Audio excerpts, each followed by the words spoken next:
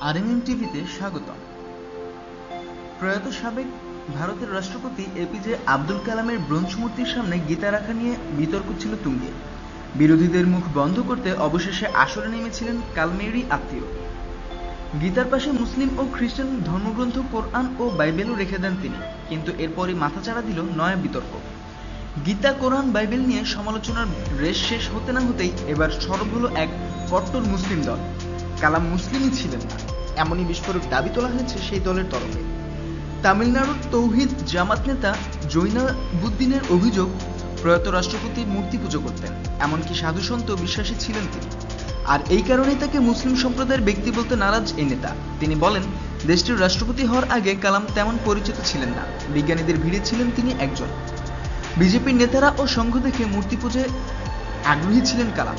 শুধু তাই নয়, সাধু সন্ন্যাসীদের ওপরও বেশ বিশ্বাস রয়েছে তার।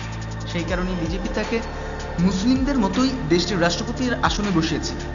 এখানেই থামেননি তিনি, সঙ্গে জুড়ে দেন রাষ্ট্রপতির নামটাই মুসলিমদের মতো। তিনি নিজে এই সম্প্রদায়ের নন, আর তাই তার মূর্তির সামনে কোরআন না রাখা নিয়ে আমরা কোনো প্রতিবাদ জানাইনি। জয়নুলাবুদ্দিনের বক্তব্য, কালামের মূর্তিতে তাগা জড়িয়ে দিলে অথবা সন্ন্যাসীদের পবিত্র ছায়া মাখিয়ে দিলেও তারা প্রতিবাদ জানাবেন না।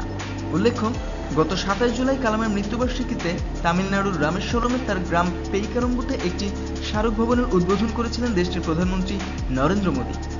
তামিলনাড়ু সরকারের দেওয়া জমিতে 15 কোটি রুপি খরচ করে ওই ভবনটি তৈরি করে প্রতিরক্ষা গবেষণা সংস্থা ও অন্যান্য সরকারি দপ্তর। সেদিন বিনাবাদনরত কালামের একটি মূর্তিরও উদ্বোধন করেছিলেন মোদী। সেই মূর্তির সামনেই গীতা রাখা হয়েছিল। আর তারপরেই সমালোচনার মুখে পড়ে রাজ্য সরকার। মাক্কাল কাটচি নামের এক কট্টরপন্থী হিন্দু দল গীতা রাখার প্রতিবাদে নেমেছিল। সেই বিতর্ক থামাতেই কোরআন ও বাইবেল সংযোজন। এই সংক্রান্ত আরও রকমারি খোঁজখবরের জন্য সাবস্ক্রাইব করুন এবং আরএমএম টিভির সঙ্গে থাকুন। ধন্যবাদ।